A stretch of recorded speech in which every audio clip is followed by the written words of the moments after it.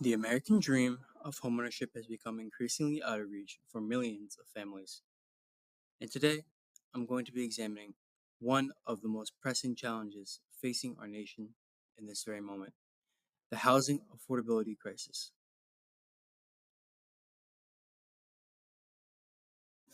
Hey, I'm Eddie, and in the next couple of minutes, I'll show you just how serious the housing crisis has become, some solutions that have already been proposed, and I'll just share briefly on what I believe is the best path forward in addressing this issue. At its core, the American housing crisis is a fundamental imbalance. Housing costs have skyrocketed while wages have barely even budged. And this forces millions to spend an unsustainable portion of their income just to keep a roof over their heads. Four key factors are driving this crisis: restrictive land use regulations that prevent new housing, rising construction costs, stagnant wages, and insufficient investment in affordable housing development. Together, these create housing markets that increasingly lock out middle and low income Americans. The scale of this problem is staggering. Approximately 37.1 million households, which is nearly one third of all American families, are now considered quote unquote cost burdened. This is because they spend about 30% of their income solely on housing. For minimum wage workers, the situation is seemingly impossible.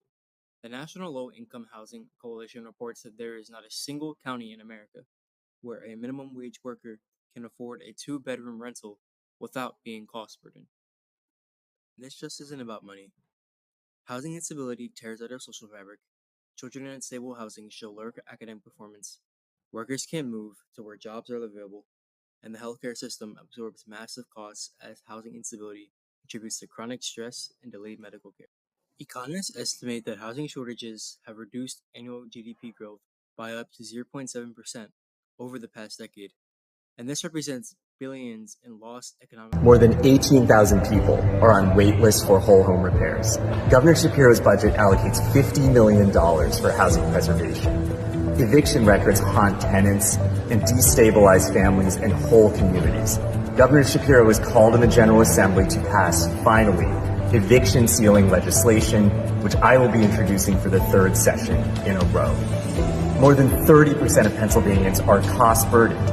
Governor Shapiro's budget allocates major investments in affordable housing so that people can find homes that they can actually afford. Experts have proposed several approaches to tackle this crisis. First, zoning reform removes artificial constraints on housing supply. States like Oregon and California have eliminated single-family only zoning in many areas, basically allowing more homes to be built where they're needed most. Second, increased public investment directly addresses supply shortages.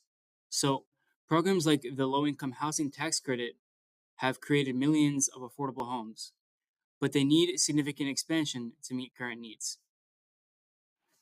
Third, tenant protection policies provide immediate stability.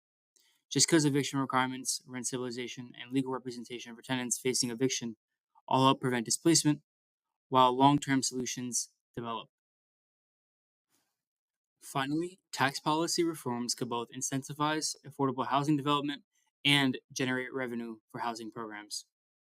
So, after analyzing all these options, the evidence leads us to one clear conclusion.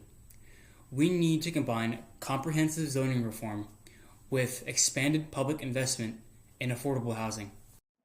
Zoning reform addresses the fundamental supply constraints driving housing costs upward. Evidence shows that when cities allow quote unquote missing middle housing like duplexes and small apartment buildings, more homes get built at lower price points. When paired with robust public investment, these regulatory reforms create housing markets that serve all income levels, but implementation must include protections for existing residents to prevent any more displacement. This combined approach recognizes that housing connects to transportation, jobs, and schools, addressing affordability within this broader context of opportunity and community. One thing to take away from all of this is that we need comprehensive action right now, and that millions of families cannot afford to wait any longer.